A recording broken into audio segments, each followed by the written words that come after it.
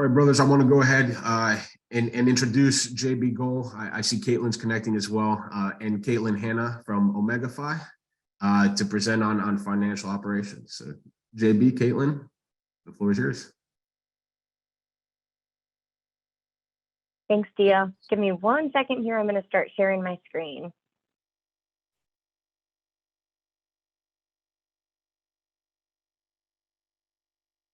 Okay. Well, thank you all so much for joining. Thank you for inviting me to participate. It was a pleasure to join last year, so I was excited that I got the invite again. To introduce myself, my name's Caitlin Hanna. I am with Omega Phi. So if you know JB Gull, we work pretty closely together. We're actually here up in Indianapolis this weekend at a convention. So happy to be here. A little bit about me. I'm the sales manager at Omega Phi. A little bit of background about Omega Phi. We're a software company. We've been around for over 30 years now.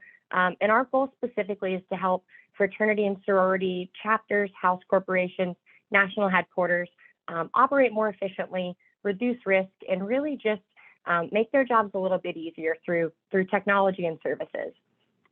So I am a Sigma Kappa from the University of Georgia. Go Dogs. I'm also my local house corporation secretary. I've been doing this for about 5 years now, and I've been here at Omega Phi for about 6 years. So most of my day-to-day is talking with house corporation volunteers like yourself. So I'm excited to share a little bit more about how we might be able to help and hopefully hear from some of you afterwards. I also recently became a district housing coordinator for Sigma Kappa's National House Corporation. So I don't know that I'll get to give up my volunteer role anytime soon. We'll dive right in. My goals for today, I want to focus on the financial operations and how you can maybe improve a few things that you guys are already doing. But I want to make a key emphasis here on really the importance of maintaining your federal nonprofit tax exempt status, particularly on the housing side of things, when you're considering a new project that might involve soliciting donations. Also, with inflation, how it's been the last couple of years, we are really making an effort to educate our customers and our partners about the importance of staying ahead of inflation and making sure that you're charging market rates and staying competitive with other housing options available to your students on your campus.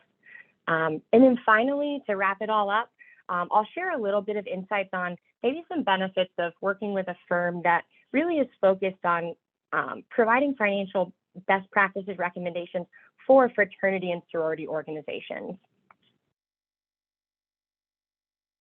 So we'll start with the basics. A lot of you probably already know a lot of this stuff, so I'm going to breeze through it, but I'm hoping that these slides are helpful later on if anyone is not as familiar. But the Form 990 is something that every nonprofit organization in the US does have to file every single year.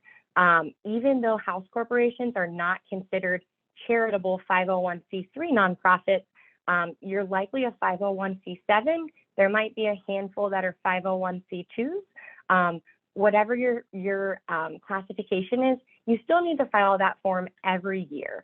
It really just lets the IRS know that you're still here, you exist, and it just lets them know that you don't need to pay federal income taxes on your net profits if you keep filing this every year.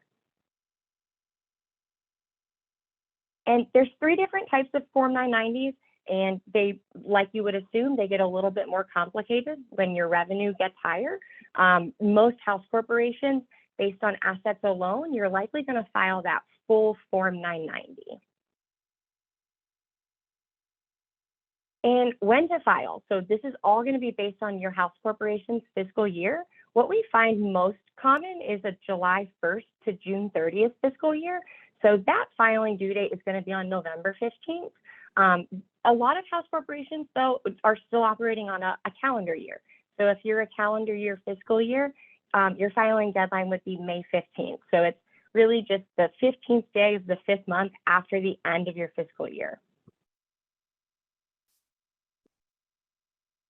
And then I've gotten a lot of questions about this over the last couple of years from house corporations.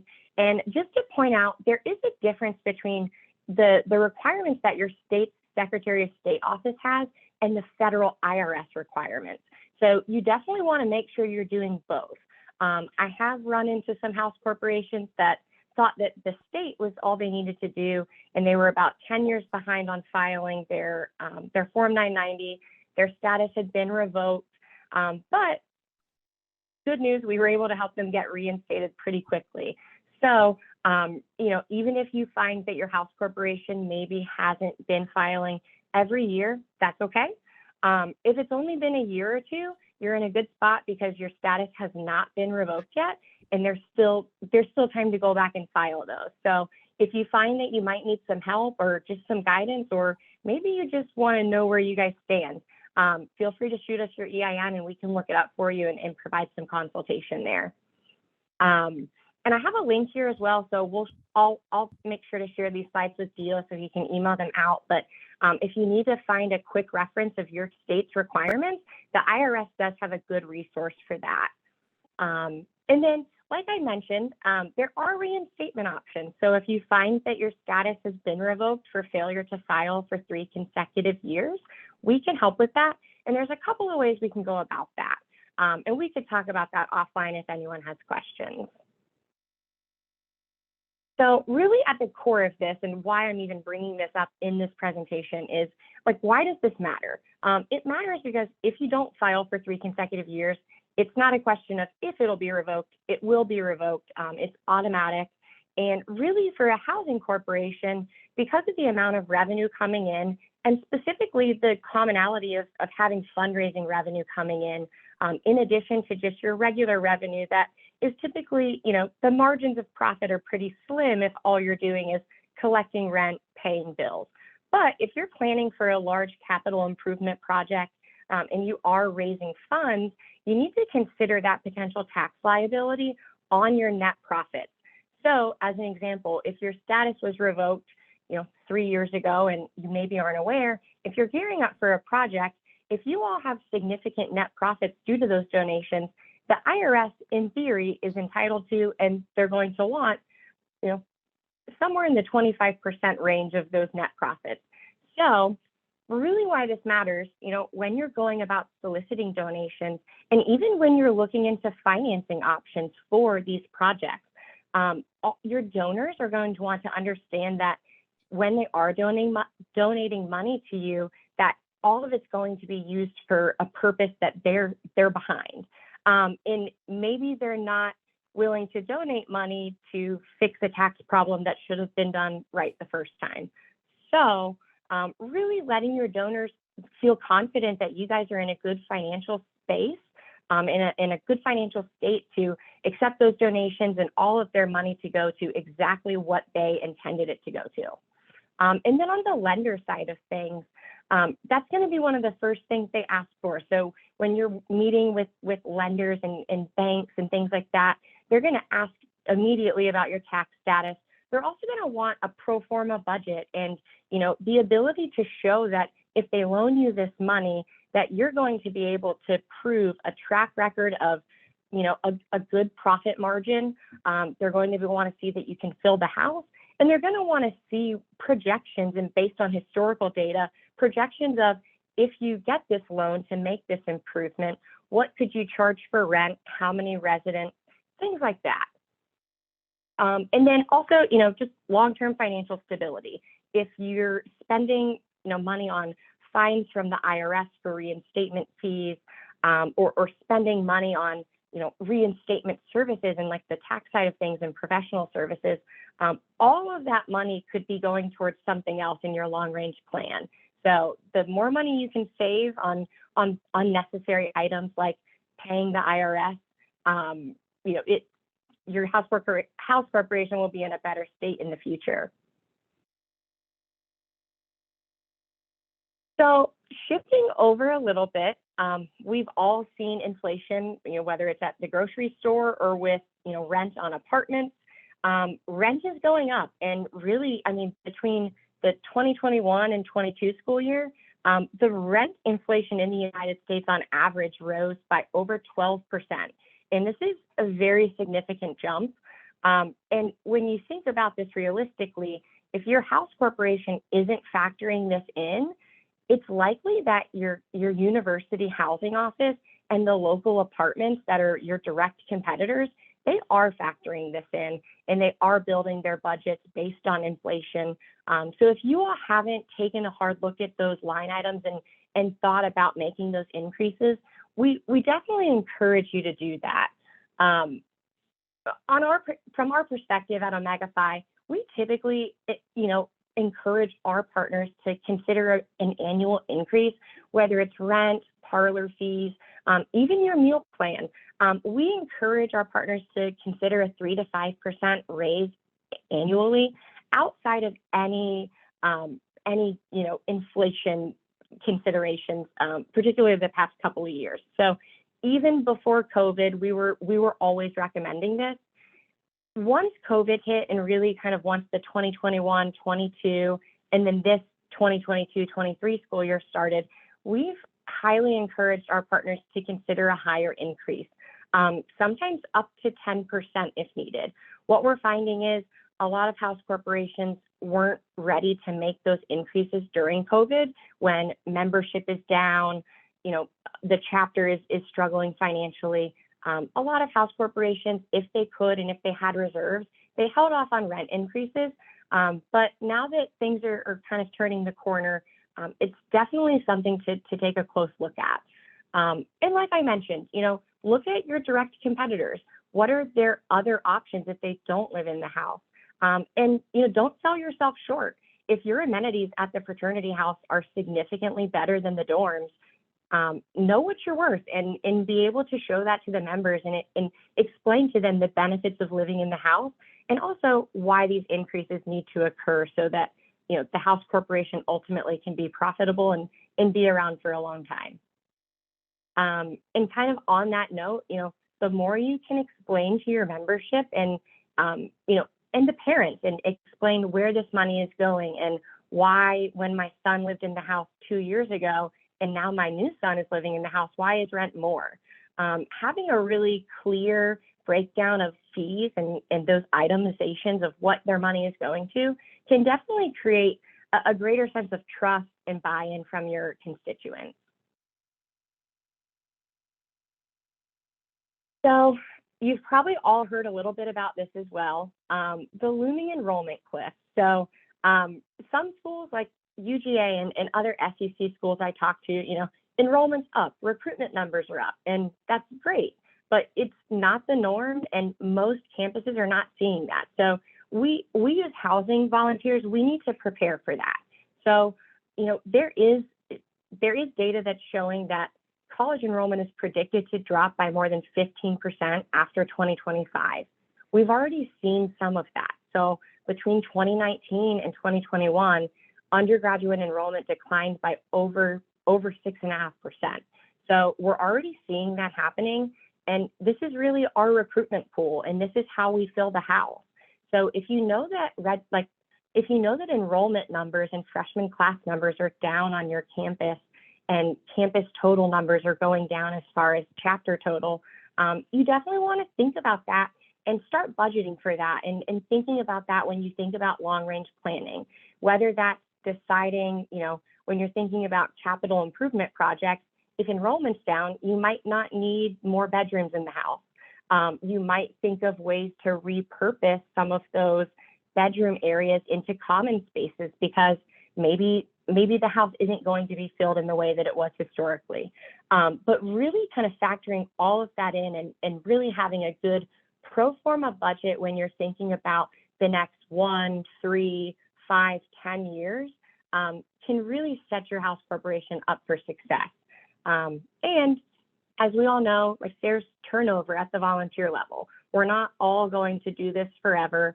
And having plans in place where the new officer can come in and say, we built this pro forma budget. We anticipated raising rent 5% every year or every 2 years. Having those things in place can really set your predecessors up for success.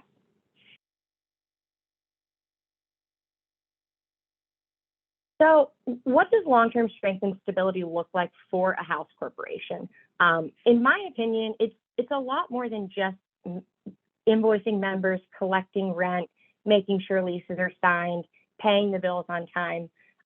It's really taking it a step further and really creating a culture of understanding and compliance with any state and federal regulations, because that's where the money, like losing that money for things that you don't need to spend money on, is where it's going to hurt you in the long run. So anytime that you can stay on top of that and avoid unnecessary fees to the IRS, you guys are going to be in a much better position long term. Having consistent reporting and efficient systems. So, professionally, all of us are used to using software and any tool we can find that makes our job easier. Like, everyone wants to work smarter, not harder, right? I find that all of us, and including my house corporation board, we're not always the most willing to take on a new technology, or we're not always looking for a quicker way to do something. And I think that we'd all be better served if we took some of those efficiency hacks from our professional lives into our volunteer roles. So thinking about what you do in your professional life and how you can really translate those efficiency hacks and saving time, saving money, and doing things just a little bit easier. All of this too, you can do everything right on the finance side, but if you don't have a system in place where it's easy to recruit new volunteers and frankly, younger volunteers, you definitely want to start thinking about that long term, because again, we're not all going to be doing this forever. And my board particularly, we've very much struggled with recruiting people in my age range. So I graduated in 2012. I joined the board about 6 years after I graduated, and 5 years later, I'm still the youngest one on our board. And I'm sure you guys are running into that as well. So really creating systems and processes that make it very easy when you reach out to someone and try to recruit them to the board, particularly to be the treasurer, because that's a role that a lot of times can end up eating away at a lot of volunteers' free time. And ultimately, it just creates some burnout there.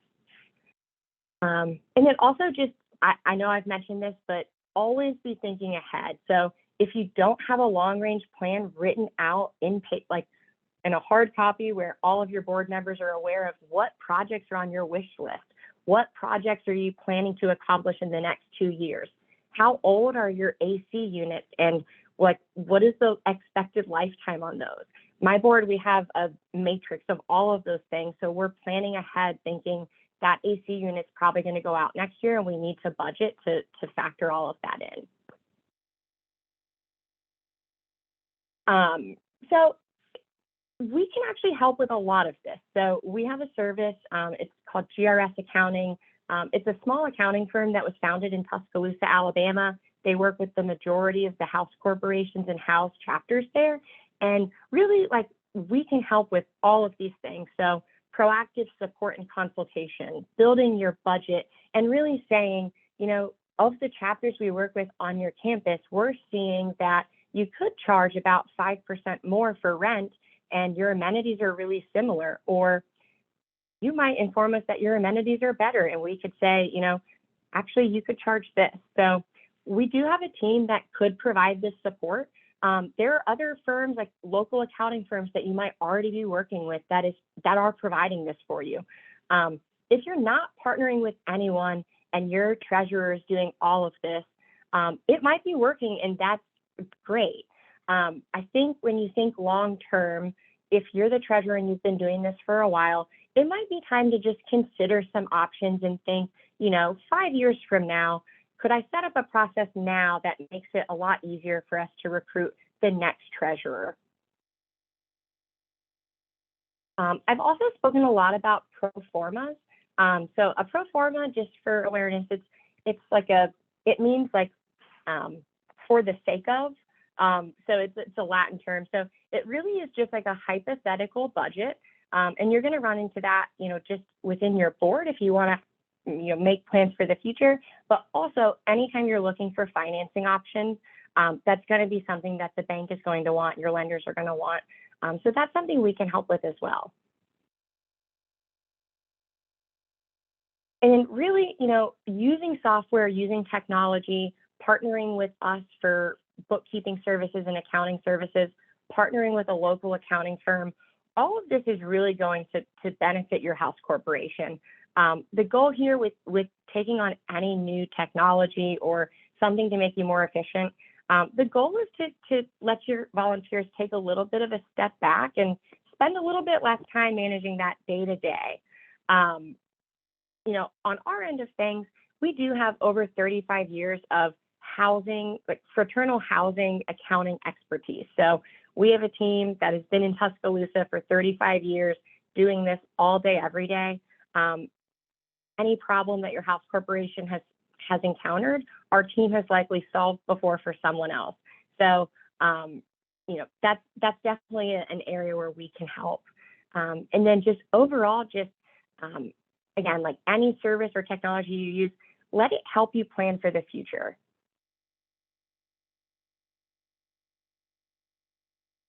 So, and this will all be in the slides as well, but if you have questions about your tax status, if you just want to run some ideas by someone that's, you know, not on your board and kind of an unbiased third party and get some ideas, we're always happy to chat. And we have some blog posts on our website, so I've included one here, and it's a lot of what I've shared today, but really just kind of a checklist so that you year to year know exactly what you need to do, particularly that IRS Form 990 and your Secretary of State's annual requirements. So I know that was a lot of information, but I wanted to open up the floor for questions. And I know we're, you know, a little short on time, so Bo, you kind of guide us and let us know what the time's looking like.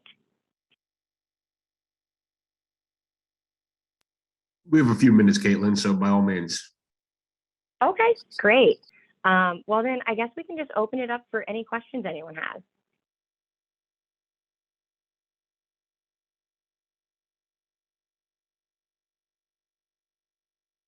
And I see one in the chat from Bill.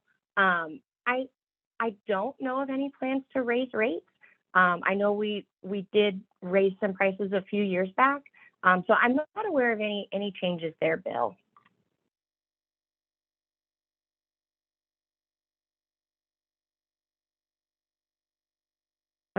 What other questions?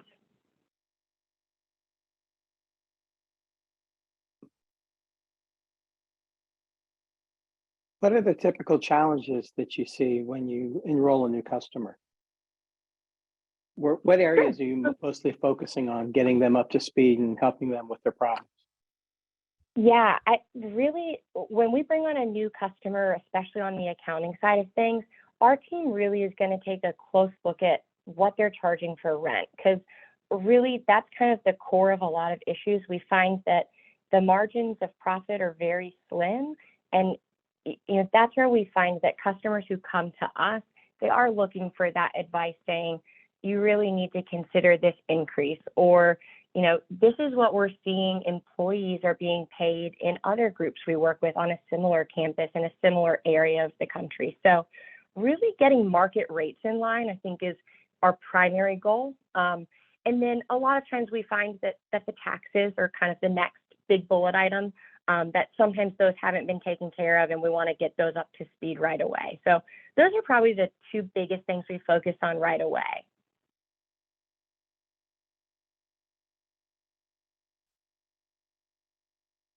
Any other questions? Caitlin, Doug has a question about, I think, the GRS fees. It's a monthly fee. If we have to help with the taxes, then that would be an add-on. It is, yeah. And so just like JB said, it's a monthly fee, and it's really variable based on the scope of services. So we find that house corporations range pretty wildly in like what their payables are per month in transactions. So our pricing is kind of based on that. And we could, if anyone's interested in a quote, we can put one together for sure. And we also, just as a side note, like maybe the day-to-day financial operations are going great for you guys, and maybe you're not looking for a full-time bookkeeper and accounting service to manage everything like that. But maybe you just want to see a competitive quote for tax filing services. What we find is that our team does this all day, every day. So because of that, our fees are typically a lot lower than maybe a local accounting firm that you'd reach out to in your town. Again, because we're doing the same forms all day, every day. We have a system in place to make it pretty quick. So I've actually never heard that our tax filing services are more expensive than an alternative. So we'd love to get some numbers in front of you all and share those details with you. Great. Caitlin, could you briefly describe how Omega manages leases or contracts, with Sure. the students? Yeah. So as far as in Bill, like I'm aware of your all situation. I know you all use Vault. So there's a contract module in that software where you can upload a contract. You can say that we require a member and a guarantor to sign. So if you all aren't utilizing that, I know JB and we'd love to show you how it works. We have a lot of groups using that really to make sure they're getting that member signature and that guarantor signature, and they can store it all in one place. And for those that might not be aware, Vault is one of the software options we offer for chapters and house corporations to collect dues and rent and things like that. And then Bill, like on the other side of things, like for house corporations that partner with our GRS team, the accounting service I've been talking about, we have a team that will physically send those leases to the member, to the parent. They'll upload it. So they'll do all of that back end work for you. And then they'll store those agreements for you in a secure file. And anytime your board gets questions about, from a parent, maybe a member moved out early and they're asking for a refund and they say, we need to see that agreement again, our team will store those and share those with you as needed. Do you use like DocuSign to have them signed? And you don't send physical contracts out, do you? No, correct, exactly. So it is electronic. It's a similar program to DocuSign, Yeah. And in Vault, it's electronic as well. So it's the same software. One of them is built into Vault for like a self-serve option, and then with our accounting service, it's more of a professional service where our team will upload that. They'll be the ones that make sure we're sending it to the exact right email address for the student and the parent, and just taking it a little bit step further than that self-service option in Vault.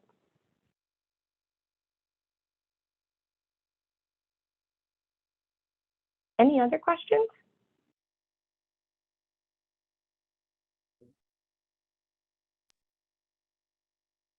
Caitlin, I appreciate your time. Thank you again for your participation, and thank you for Omega Phi for continued partnership and involvement in our housing conference. So thank you again. Of course. Thank you so much for letting me attend. Hope you all enjoy the rest of the conference. Of course. Brothers, if you'll use your conference program again, our next session on alumni communications will begin in just a minute.